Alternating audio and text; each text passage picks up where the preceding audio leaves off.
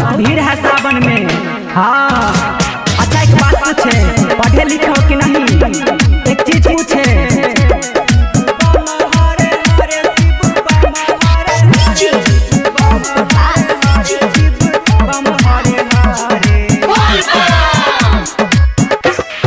बोल कवरिया कसे काबर भोला नाम से बढ़े के पावर। अब तू बोल कस खरबूजा भोला बाबा के करबे पूजा। बोल कवरिया कसे काबर भोला नाम से बढ़े के पावर। अब तू बोल कस खरबूजा भोला बाबा के करबे पूजा। बसे पिए छे गाजा छै उ कैलाश के राजा। कसे कावरिया अब तू घर शिव बम हरे हरे शिव बम हरे हरे शिव बम हरे हरे शिव बम हरे हरे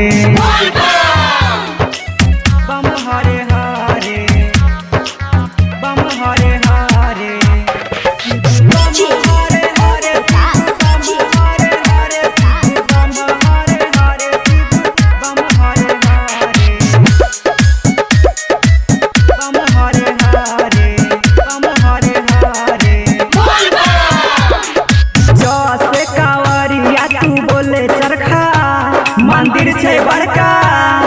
छ से पीने छे बाबा मिर्गिक छाला छे डमरू वाला छे डमरू वाला छे डमरू वाला। जैसे कावरिया तू बोले चरखा मंदिर छे बड़का। छ से पीने छे बाबा मिर्गिक छाला छे डमरू वाला। जैसे तू बोल जहाज देवघर हम जेबै आज। जैसे कावरिया लाले बोल बम के झंडा। कावर लेने छिए कंधा कावर लेने छिए कंधा कावर लेने छिए कंधा कावर लेने छिए कंधा कावर लेने छिए कंधा कावर लेने छिए कंधा लेने छिए कंधा कावर लेने छिए कंधा कावर लेने छिए कंधा कावर लेने छिए कंधा कावर लेने छिए कंधा कावर लेने छिए कंधा। दस कावरिया तू बोल टमाटर चढ़ेबे गंगा जी के वाटर।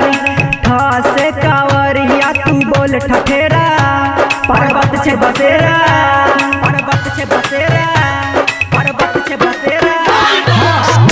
से कावरिया तू बोल टमाटर चढ़ेबे गंगा जी के वाटर।